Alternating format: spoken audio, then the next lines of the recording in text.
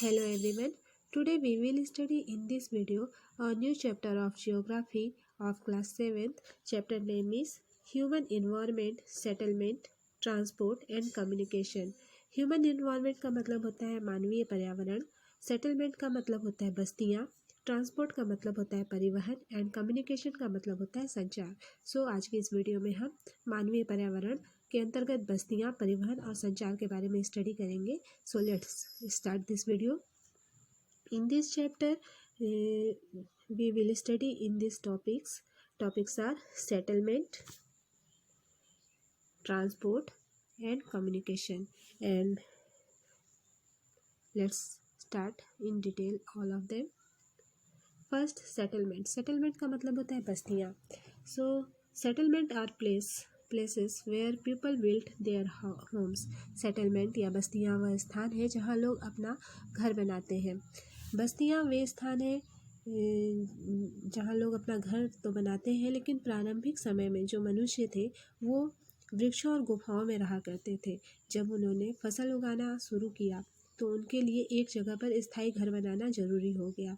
बस्तियों का विकास जो है नदी घाटियों के पास हुआ था, क्योंकि वहाँ पर्याप्त मात्रा में पानी उपलब्ध था और ज़मीन जो थी वो उपजाऊ थी।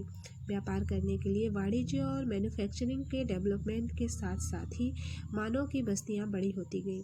नदी घाटी के निकट से बस्तियां पनपने लगी और सभ्यता का विकास हुआ। Settlements can be of two types. जो सेटलमेंट्स होते हैं ये दो प्रकार की होती हैं। इनके दो प्रकार हैं, परमानेंट एंड टेम्पररी। परमानेंट का मतलब होता है स्थायी और टेम्पररी का मतलब होता है अस्थायी।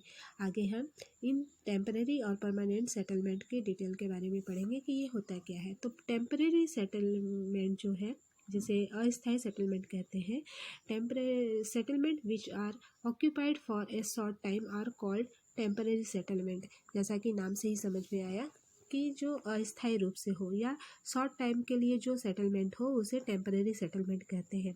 Example, the people living in deep forest, hot and cold desert and mountains. ये जो टेम्पररी या अस्थायी जो बस्तियां होती हैं, यहाँ लोग कुछ समय के लिए रहते हैं। जैसे घने जंगल, गर्म एवं ठंडे रेगिस्तान या पर्वतों में जो रहने वाले निवासी होते हैं वे अक्सर अस्थायी बस्तियां बनाते हैं। वे शिकार संग्रहण करके या स्थानांतरित कृषि करके या फिर ऋतु प्रवास करते हैं। ऋतु प्रवास क्या होता है? ऋतु प्रवास होता है जहाँ लोगों के मौसमी आवागमन होता है। जो लोग पशु पालते हैं वे मौसम के परिवर्तन के अनुसार नए चारागाह की खोज में निकल जाते हैं, उसे ऋतु प्रवास कहा जाता है। ये तो जब स्टार्टिंग में जब अस्थायी बस्तियां थी, सभ्यता का विकास हुआ, तो ये तब उस समय की बात है। लेकिन धीरे धीरे जब लोगों को ये रियलाइज़ होने लगा कि उन्हें एक परमानेंट सेटलमेंट की ज़रूरत है, तब उन्होंने परमानेंट सेटलमेंट का भी अस्तित्व आया। तो परमानेंट सेटलमेंट क्या है? Permanent settlement which are made to live in for a long time are called permanent settlements. जब लॉन्ग समय के लिए या लंबे समय के लिए लोग स्थायी रूप से रहने लगते हैं तो उन्हें और उन बस्तियों में घर बनाते हैं तो उसे परमानेंट सेटलमेंट या स्थायी बस्तियां कहा जाता है। यहाँ हमने परमानेंट सेटलमेंट और स्थायी बस्तियों के स्थायी बस्तियों के बारे में अभी जाना। जब यही परमानेंट सेटलमेंट स्थायी रूप से बिल्कुल लोग रहना शुरू किए तो धीरे धीरे और भी सभ्यता का विकास हुआ और बस्तियाँ जो थे, सेटलमेंट थे, इनके भी दो प्रकार फिर बन गए, जिनका आगे में हम डिटेल से स्टडी करेंगे। सो फर्स्ट जो है रूरल सेटलमेंट, मीन्स जो गांवों की बस्तियां होती हैं उनके बारे में स्टडी करेंगे। The villages are rural settlement where people are engaged in activities like agriculture, fishing, forestry, crafts work and trading etcetera. रूरल सेटलमेंट्स can be compact or scattered. A compact settlement is a closely built area of dwellings wherever flat land is available. जो ग्रामीण बस्तियाँ होती हैं, लोग यहाँ खेती करते हैं, मछली पालते हैं, फॉरेस्ट्री करते हैं और क्राफ्ट वर्क भी करते हैं और पशु भी पालने जैसा काम करते हैं। ग्रामीण बस्तियाँ जो होती हैं ये सघन या प्रकीर्ण हो सकती है। जो सघन बस्तियों में घर जो होते हैं वो बहुत पास पास बने होते हैं,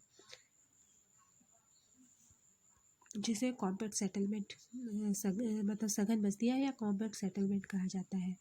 इन अ scattered settlement, dwellings are spaced over an extensive area. This type of settlement is mostly found in highly tracts, thick forest and regions for extreme climate.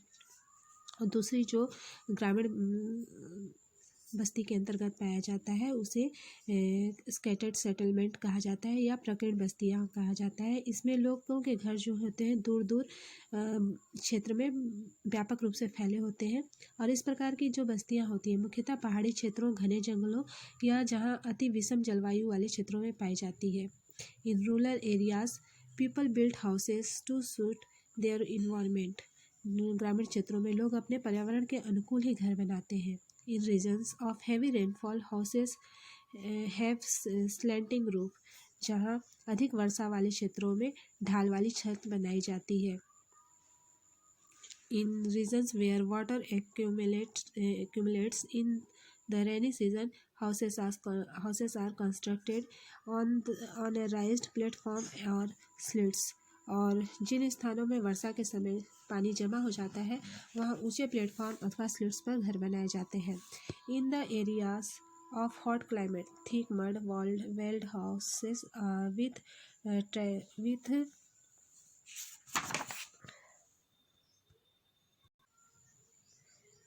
thatched roofs। और जहाँ गर्म जलवायु वाले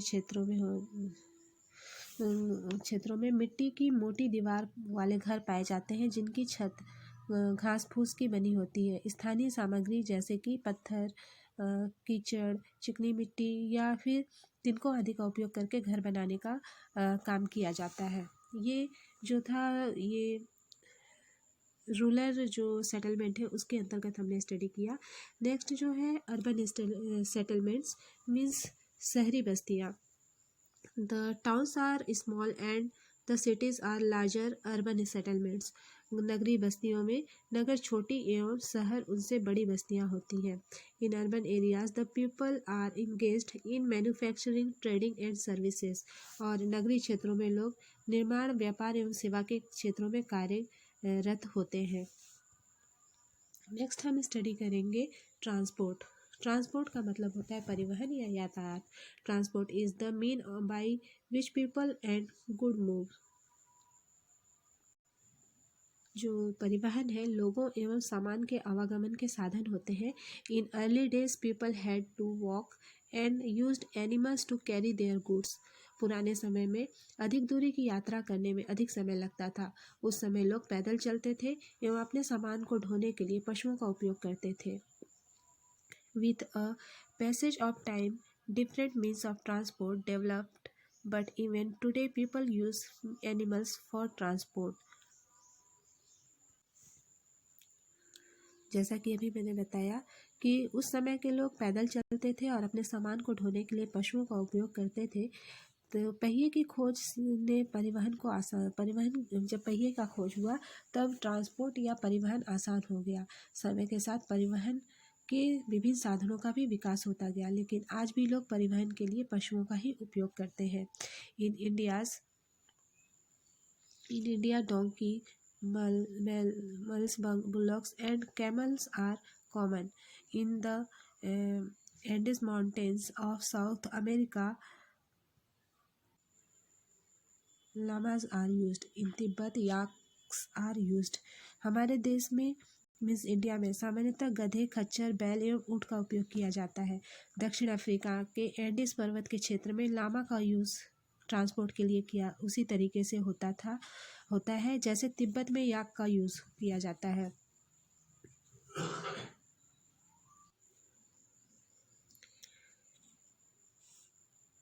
प्रारंभ में अन्य देशों के व्यापारियों को भारत पहुंचने में अनेक महीने लग जाते थे। वे समुद्री मार्ग से या जमीन के रास्ते में आते थे। हवाई यात्रा ने परिवहन को और भी अधिक तेजी दिया। आज भारत से यूरोप की यात्रा करने में केवल 6 से 8 घंटे का समय लगता है। इस प्रकार ट्रांसपोर्ट को आधुनिक समय और आधुनिक साधन समय एवं ऊर्जा की बचत करते हैं। इसके लिए जो ट्रांसपोर्ट है इनको 4 मेन मीन्स में डिवाइड किया गया है। 4 major means of transport. First roadways, second railways, third waterways and fourth airways. तो परिवहन के ये मुख्य 4 साधन हैं। पहला रोडवेज जिसे सड़क मार्ग कहा जाता है, रेलवेज रेल मार्ग, वाटरवेज जल मार्ग एवं एयरवेज मीन्स वायु मार्ग। आगे हम इनके बारे में डिटेल में स्टडी करेंगे। सबसे पहले रोडवेज मीन्स सड़क मार्ग। Roads are most commonly used means of transport specially for short distance. कम दूरी की यातायात के सबसे अधिक उपयोग में किए जाने वाला जो ट्रांसपोर्ट का मोड है वो है सड़क। Roads are classified into 2 types, metalled means पक्का, अनमेल्टेड मीन्स कच्चा। सड़कें पक्की एवं कच्ची हो सकती हैं। The plains have a dense network of roads. मैदानी क्षेत्रों में सड़कों का घना जाल बिछा होता है।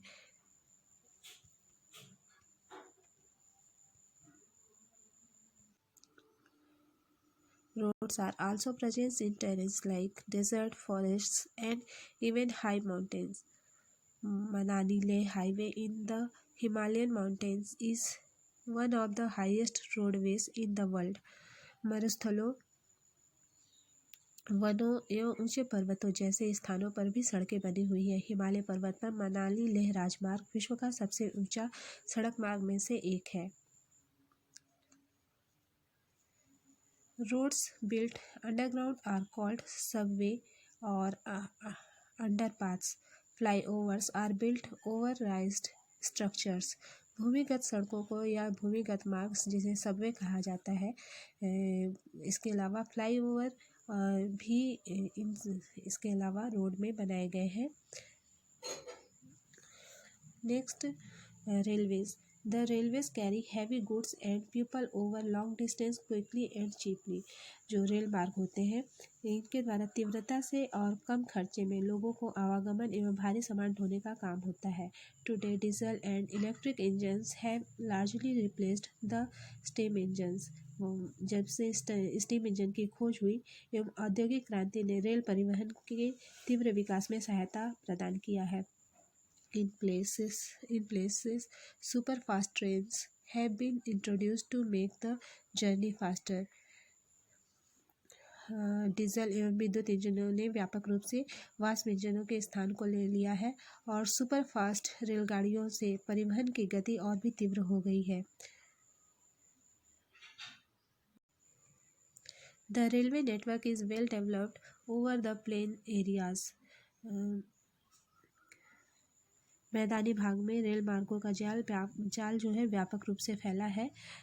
With the advanced technological skills railway lines are also been laid in difficult mountain terrains also. However these are lesser in numbers.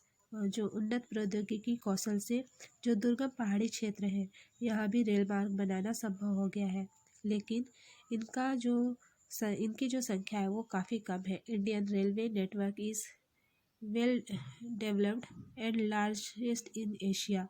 भारतीय रेल मार्गों का जाल भली भांति विकसित है, यह एशिया में सबसे बड़ा है। नेक्स्ट वाटरवेज मीन्स जल मार्ग। Waterways are the cheapest for carrying heavy and bulky goods over long distance. जैसा कि हम पहले ही स्टडी कर चुके हैं कि स्टार्टिंग में जो ट्रांसपोर्ट था उसके लिए जलमार्ग का उपयोग किया जाता था। अधिक दूरी में भारी एवं बड़े आकार वाले सामान को ढोने के लिए जलमार्ग जो है वाटरवेज जो है सबसे सस्ता साधन होता है।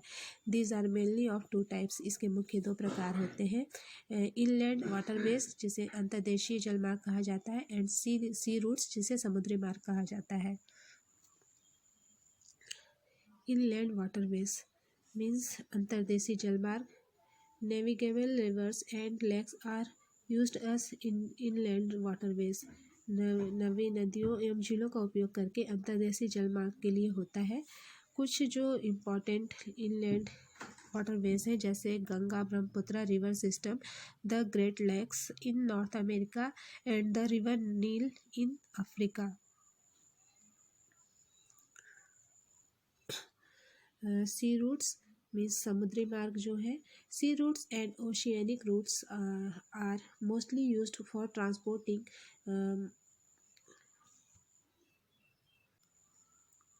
merchandise and goods from one country to another.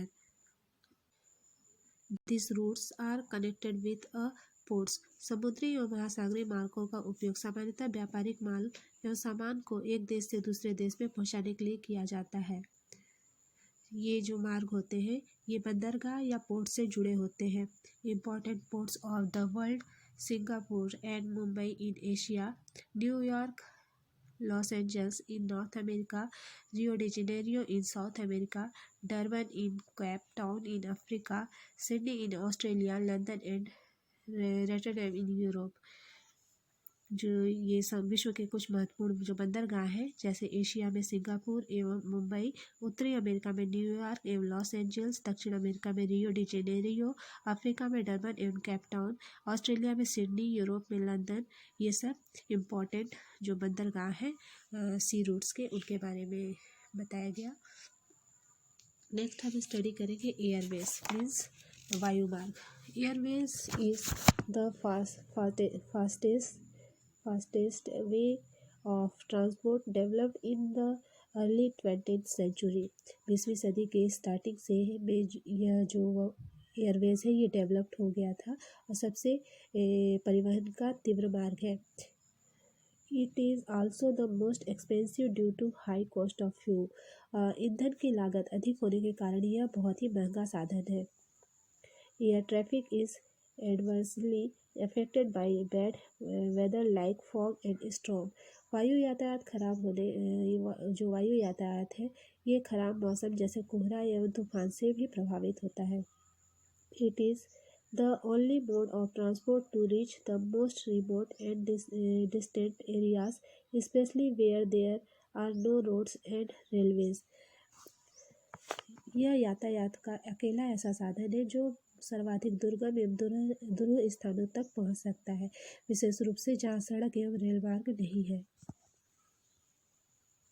Helicopter are extremely useful in most inaccessible areas and in time of climatics of rescuing people and distributing food, water, clothes and medicines। Helicopter अगम्य स्थानों पर जहां नहीं जाया जा सकता एवं संकटकालीन स्थितियों में लोगों को बचाने एवं भोजन, जल, कपड़े एवं दवाएं बांटने के लिए बहुत ही उपयोगी साधन है। Important airports are Delhi, Mumbai, New York, London, Paris, Frankfurt and काहिरा। ये इम्पोर्टेंट एयरपोर्ट्स हैं। नेक्स्ट कम्युनिकेशन या फिर संचार। Communication is the process of conveying message to others. संचार दूसरों के पास तक सूचना पहुंचाने की प्रक्रिया है। The advancement in the fields of communication has brought about an information revolution in the world. तकनीकी विकास के साथ मानव ने संचार के नए एवं तीव्र साधनों को विकसित कर लिया है। Different modes of communication are used to providing information to educate as well as to entertain।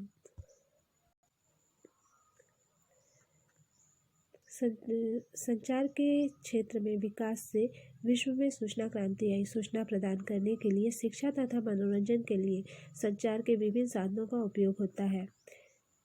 Different modes of communication are used to provide information to educate as well as to entertain। Newspapers, radio and television are called mass media as they can communicate with a large number of people। जो समाचार पत्र होते हैं, radio और television के द्वारा हम बड़ी संख्या में लोगों के साथ कम्युनिकेट कर सकते हैं। इसलिए इनको मास मीडिया कम्युनिकेशन कहा जाता है, या हिंदी में जनसंपर्क माध्यम भी कहते हैं। Satellite.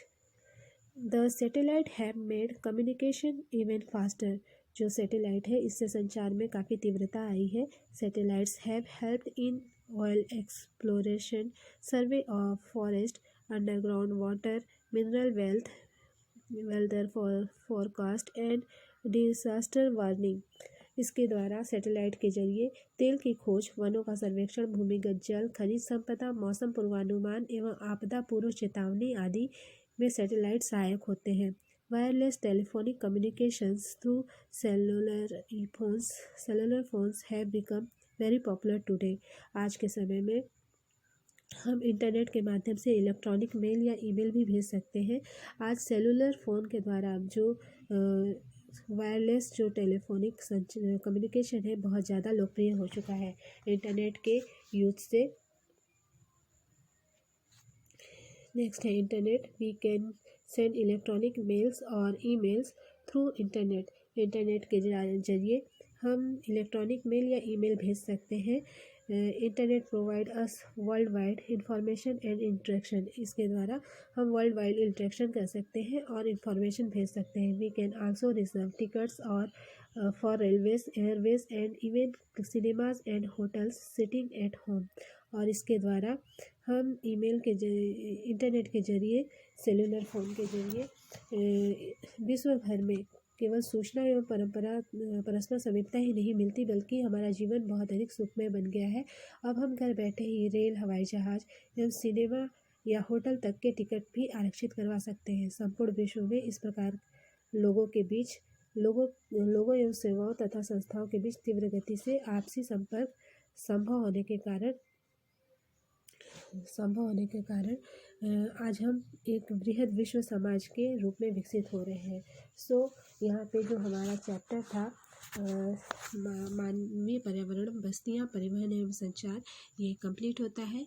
I hope that you have understood well what was thought in today's chapter and in this video. Thank you for watching.